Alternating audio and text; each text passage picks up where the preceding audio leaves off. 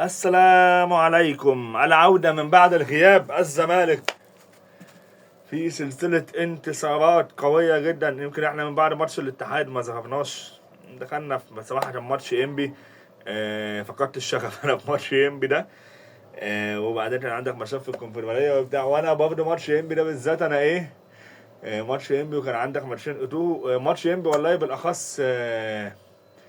ماتش المصري شغال دلوقتي خلاص، فاضل 5 دقايق، وان شاء الله ان شاء الله المصري كسبان بيراميدز، وبيراميدز مطلوب منه واحد، يعني ان شاء الله المصري يعملها ويفرحنا ان شاء الله. ولكن العودة الزمالك. يعني انا عارف ان انا جاي اجمع كذا حاجه مع بعض. الزمالك يعود مره اخرى الى نهائي الكونفدراليه بنسبه 99.9%. الواحد من 10% ده اللي انا ما اضمنش فيه الزمالك، يعني عارف انت اللي هو انا مش ضامن لقاء العوده هيبقى ايه الاخبار. ولكن المهم ان انت عدت الى الكونفدراليه نهائي تمام زي الفل. ان شاء الله ممكن تثبت معاك، ان شاء الله نصعد نكسب في الدوري. احنا متصدر، المصري كسبان بيراميدز، اذا الفرق بين الزمالك وبين بيراميدز هيفضل زي ما هو 3 نقط بس، تساوي في عدد المباريات. والاهلي عنده سيراميكا كمان شويه. عنده سيراميكا يا ربي، عنده مين ده، عنده سموحه. ويعني انا لا اثق في ان سموحه بصراحه يقدر يعطل الاهلي، رغم ان سموحه عامل اداء كويس. ولكن نتمنى ما نكرهش، يا ريت والله يا ريت سموحه كمان يعطل الاهلي عشان الدنيا تنجز والوضع يخلص معانا. و احنا ما عملناش اي حاجه، احنا ما عملناش اي حاجه لحد الان. احنا لحد دلوقتي ما فيش. انت لحد دلوقتي يا مولاي كما خلقتني. انت بنسبه كبيره رجعت دوري ابطال افريقيا، وده كان التارجت فعلا. ده كان التارجت بتاعك من اول السيزون. ولكن اوعى تتغر وتفتكر ان انت عملت حاجة. انت ما عملتش اي حاجة خالص. انت ممكن تخسر الدوري في ثانية، تخسر الكونفدرالية بجون. ده كان ممكن اصلا تطلع قدام اوتوه وده على جون، يعني انت كان ممكن تطلع قصاد اوتوه في ان كرة طايشة تخبط في حد تخش جون 2-2، انت اوت يا باشا، ما عندكش غير الدوري. وهنبتدي نخش في المعمعة بتاعت اصل المعنويات وقع، واصل المش عارفة ايه. انت جيت لعبت المصري بعد اتوه هنا في برج العرب، كان ملحمة وكان ماتش جميل قوي قوي قوي. قدرت انك تكسب 4-1 وتعمل كامباك وتعمل اداء كويس وجوان جميلة، وناصر منسي جاب جونين وعدي جون ومش عارف مين جون. عادي عادي عادي عادي عادي عادي. انا واخد الزمالك اليومين دول حته بحته، ماتش بماتش. كسبنا شباب بلوزداد 1-0، الحمد لله. ما عملناش حاجه. كسبنا المصري والاهلي اتعصب وبيراميدز اتعصب، ما عملناش حاجه. مش عارف كسبنا مين ما عملناش حاجه. احنا ما عملناش اي حاجه. اوعى تقعد في البيت تقول انا هقعد في البيت اصل خلاص انت ضمنت. لا، انت ضمنتش. انت تكسب ان شاء الله. شباب بلوزداد هنا يوم الجمعة الجاية، تكسب تطلع تلاعب بيراميدز، انبي، الاهلي، تاخد الاربع ماتشات دول ورا بعض، فوز فوز فوز فوز، ضمنت الدوري. خلاص، خلصت المسائل، خلصت الدنيا، خلصت القصة. 4 ماتشات فوز على كسبت شباب بلوزداد في الجزائر في وسط ملعب صعب وجمهور كبير. وبصراحه يعني جمهور امبارح كان جمهور جميل ومحترم، ويعني جمهور يعني لو حد فيهم سمعني الناس دي تشرف من اول دقيقه لاخر دقيقه، بتشجع وبتقعم وبتعيد وبتزوم وبتصفر بأدب وباحترام وبتقدير. والناس استقبلت الجمهور اللي راح هناك احسن استقبال. شفت يلا إن انت باخلاقك يلا تقدر انك تخلي غيرك يحترمك. لكن انت للاسف مش محترم. مش هنتكلم في القصه دلوقتي. ولكن الزمالك لسه ما عملش اي حاجه. بلاش الجمهور. امبارح انا فرحت الساعه 11 الماتش خلص، انا الساعه 12 انا بقول يلا يا جماعه يلا بينا ماتش العوده. اسخن كده وسخن الدنيا معانا.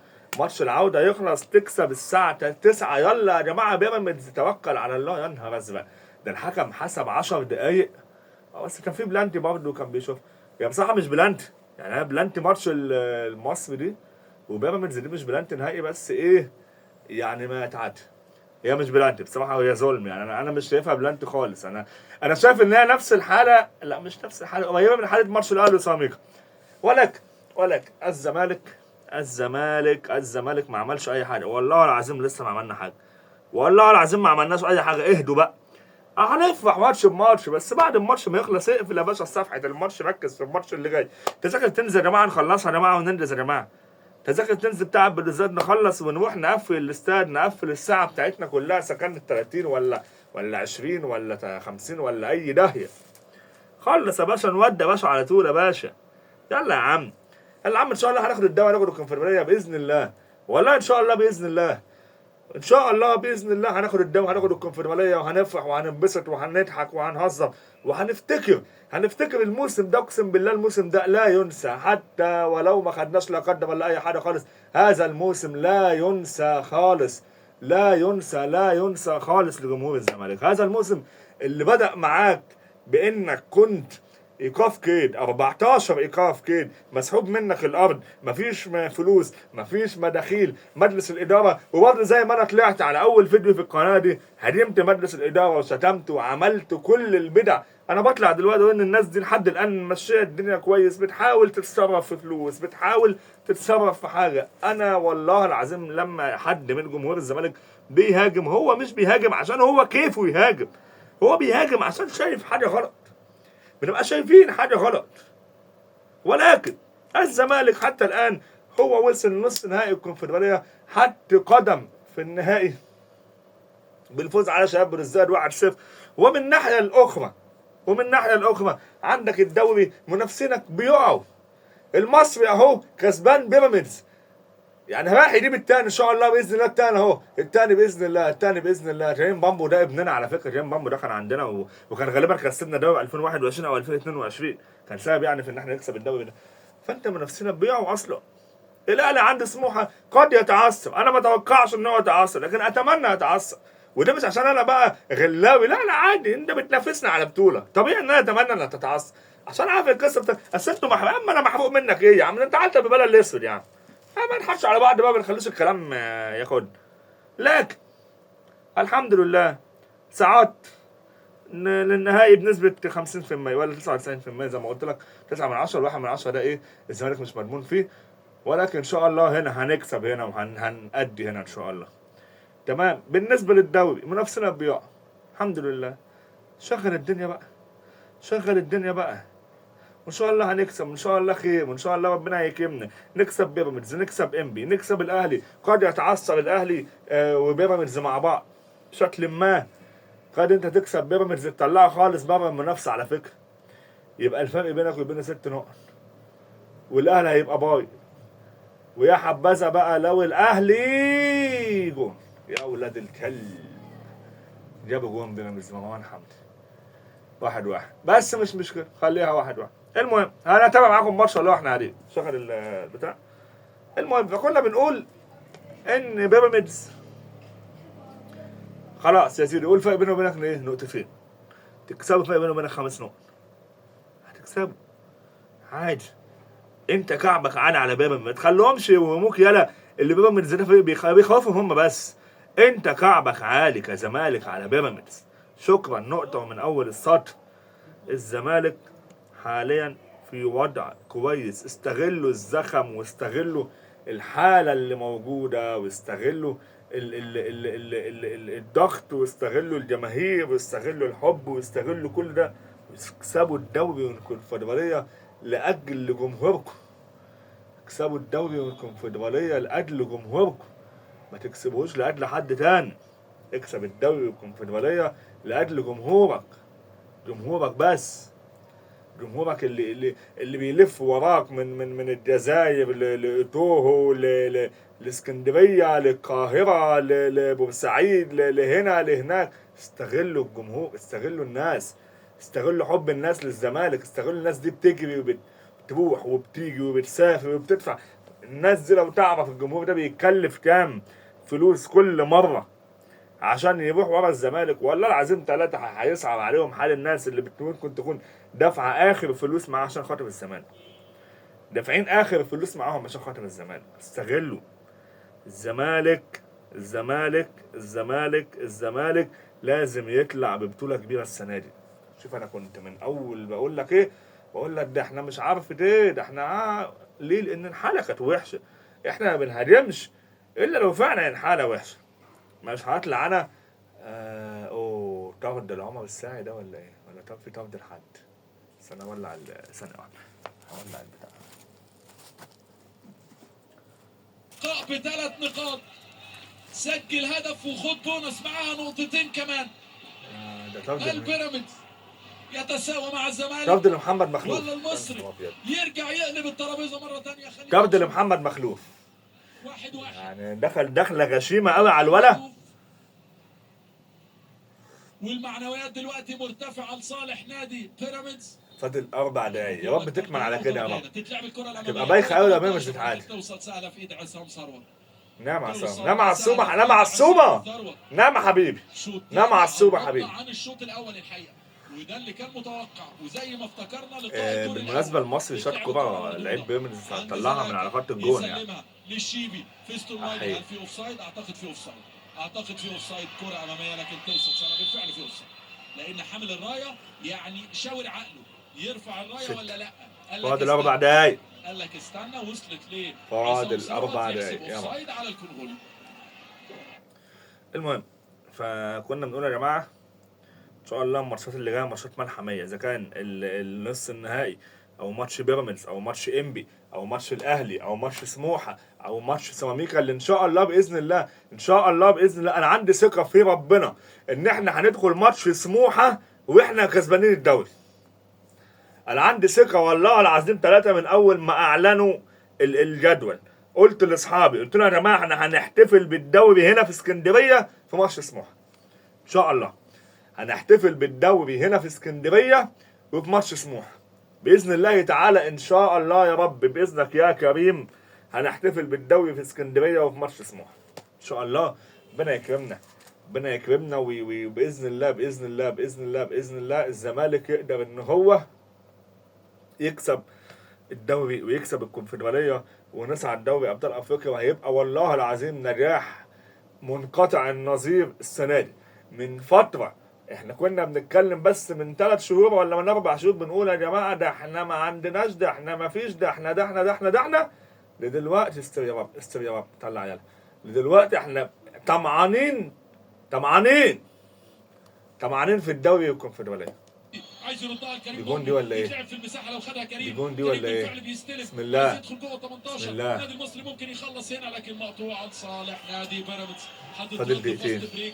هتترد دقيقتين. يعني هو رايح بهجمه مرتده، قعد يشاور عقله يعمل ايه ولا ايه، في النهايه ضيعها. يلا خلي بالك. لكن ترجع تاني. خلي بالك حمدي والعرضيه. خلي بالك. الحمد لله. لمسه من خالد صبحي يا ولد يلبس. خلي بالك. ما يعديش يا ولد يا لعيب. ضربة جزاء. يا خرابي منك لله يا بعيد. يعني انت عشان ما يعديش تروح مشنكله بمنطقة الجزاء. يا خرابي هو ده الحماس اللي احنا عايزينه. هي يا ربي عليا وعلى اللي جابني. المحاولات والايجابيه من الناحيه. لا الواد ده مش طبيعي. ولا اروع في خلال اللقاء في خلال الشوط الثاني. عشان يا لهوي الولا شنكله. والعرقله موجوده وطارق مجدي يقول ضربه جزاء. يا لهوي عليا. لصالح نادي بيراميدز على القرموطي لصالح احمد عاطف. منك لله. هي مباراه البدلاء. منك لله يا بعيد يا اخي منك لله يا اخي. اتقلب الحال. كنا متقدمين وكان العدد زياده. شوف الفار. لكن في تشيك. نرجع هي الكوره انا شايفها بلانت الصراحه. مش عارف يعني انا شايف كمان ان كوره المصري الاولانيه مش بلانت، اللي هو الجون الاول للمصري مش بلانت. هو بيشوفها رايح له احمد سامي بيقول له في ايه يا كابتن، ولاعيبه النادي انا عايز افهم ليه لما الحكم على الكابتن طارق مجدي. بجد ليه لما الحكم بيكون موجود يعني بيشوف ورا كل لاعب بيتكلموا، يعني هو هيسمع اللي في ودنه ولا هيشوف ولا هيسمع صوتك انت ولا ايه؟ ما تفهمش. طارق مجدي يدي قرار ضربة الجزاء في الدقيقة 99. بينالتي لصالح نادي بيراميدز. واحمد عاطف هو بصراحة الولد شنتلة قذرة. بعد التسديدة اللي تألق لا فيها لا عصام مش طبيعي، ثروت. مش طبيعي والله. مفيش حد بيعمل بلاند هنا، مفيش حد بيعمل بلاند هنا خالص، يعني مش في المنطقة دي. والعرقلة موجودة وقرار طارق مجدي بينالتي لصالح نادي بيراميدز. يا رب تضيع، انا عمال اصيح ومبسوط انا، ولكن الحمد لله خير خير ان شاء الله. نادي بيراميدز مين سجل له من ضربة جزاء؟ مروان حمدي قدام المقاولين سجل له من ضربة جزاء. كريم حافظ قدام مودر سجل له من ضربة جزاء. سجل من ال 33 جول او ال 34 بقى عشان سجل هدف. مروان سجل من ضربتين جزاء، واحدة قدام المقاولين والثانية هو لسه بيشوفها كل ده؟ سبورت. طارق مجدي بينالتي لصالح نادي بيراميدز. مروان حمدي على التنفيذ. هل تكون ثنائيه لمروان حمدي؟ استنوا يا ماب احتار في ماتش زي ده او في شوط زي ده يا جماعه. ما تسيبوه يا اخوانا، ما تسيبوه يا اخوانا يتكلم اللعيبه، يعني حاجه فظيعه ولا لا؟ ما بين مروان وعصام، مروان حمدي وعصام ثروت. هل يخطف النقطه من النادي المصري وياخد النقطه الثالثه معاه مروان؟ ما هو خلاص الماتش خلص بعد البينالتي ده، الماتش خلص. يا نهار ابيض، ما تقوليش فرصه صراحه 10 دقايق من نار. احنا بنحب بقالنا قد ايه؟ ربع ساعه يعني. حقيقي انا بقى ما انا فاتح من الدقيقه 85 مثلا، الدقيقه دلوقتي 101. انت بتتكلم فاهم انت ازاي في ربع ساعه بنت لذينه يعني. يا نهار ابيض، حرام والله العظيم، حرام عليكم والله حرام. يعني الولد ضيع مجهود الفرقه كلها بشنكله غلط. ثم طرد لحامد حمدان يرجع. حامد حمدان مش هيلعب ماتش الزمالك ودي حاجه كويسه.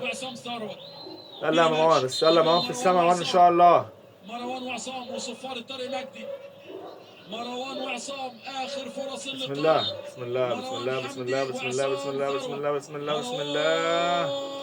صدق صدق صدق صدق صدق صدق صدق صدق. يا ولد يا ولد يا ولد يا ولد يا ولد يا ولد يا ولد يا ولد يا ولد يا ولد يا ولد.